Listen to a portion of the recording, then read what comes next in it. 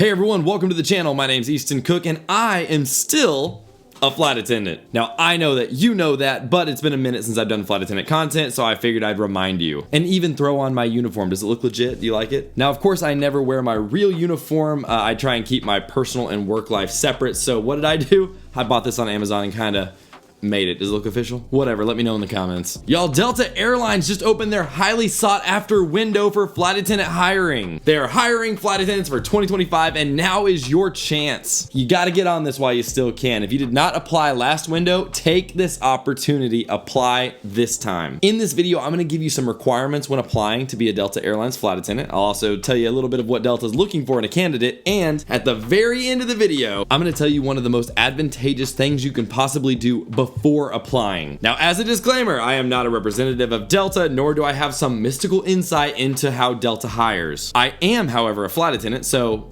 there's my qualification for this video. Now let's talk about 3 to 5 basic requirements when applying to be a Delta Airlines flight attendant. But before I do, make sure and subscribe, follow me on the socials, shop my merch. Okay, no more delay. I know you're ready to apply, so let's take off. Here we go. Number 1, age and education. You must be at least 21 years old at time of application. Also, a high school diploma, GED, or equivalent is required. Number 2, valid passport. A valid passport with at least 30 months of remaining validity is required to attend training. And of course, authorization to work in the United States is also required. Now with the passport, you may have noticed, I said required to attend training. That means you can technically apply without a passport, but when you get your training dates, which could be days to months after receiving your CJO, your conditional job offer, you must have that valid passport with 30 days of remaining validity to attend training. So honestly, if you don't have your passport now, here's what you're gonna do. You're gonna go apply and then immediately go get your passport. You really should already have one. Number 3, customer service experience. While this is not necessarily required,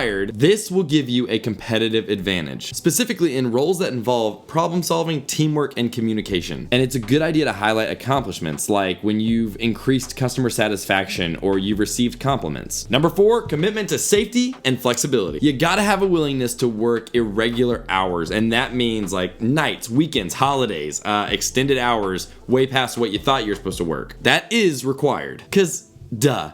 Anything can happen on a flight, right? You expect to be home Tuesday night and your flight got delayed. You're in another country, state, territory, whatever. Now you gotta stay where you're at 18 hours longer than you expected. Things like that happen, infrequently, but they can happen. Number 5, physical fitness. You have to be able to sit in an assigned jump seat with seatbelt and shoulder harness fastened. If you don't know what a jump seat is, here's a picture of it right here.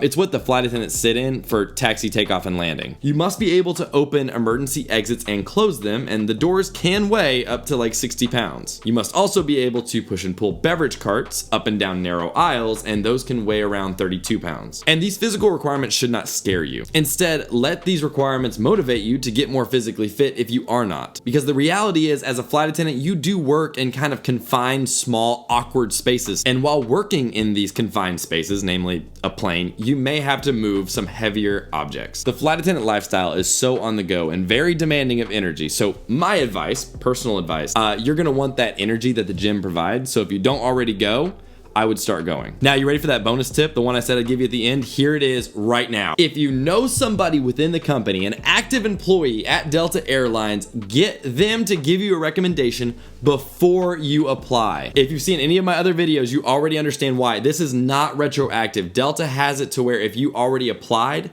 and then someone says, oh, hey, let me recommend you, you can't go backwards. So before you rush off and apply, think to yourself, do I know any active employee within Delta Airlines that could give me a recommendation? Now understand, of course, this does not guarantee you a spot at Delta, but Delta does prioritize their people. So when their people say, hey, I know someone who would be perfect for this job, Delta listens. Now, if you're watching this video and you're like, oh my gosh, I already applied and I know someone at Delta, so I guess I screwed up, it's okay. Getting the recommendation link does not guarantee you a spot. It's a great thing to have, but it's not a guarantee. So do not stress if you've already applied. Now, I've kept this video short and sweet and to the point. So now you can take what's in this by meeting these requirements, presenting yourself as a customer-focused, safety-conscious, and flexible professional. You will position yourself as a strong candidate for Delta's flight attendant program. I wish you the best of luck. Being a flight attendant is an awesome job. And focus on one thing at a time. Focus on applying right now, and should you get to the next step, that's when you should focus on that step. Please do not, what do they say?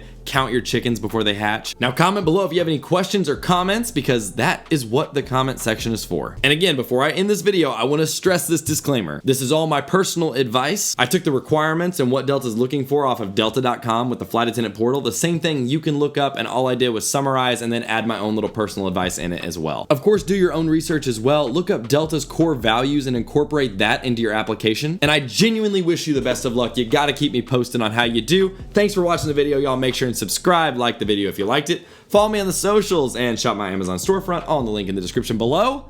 I'll talk to y'all next time. God be with you.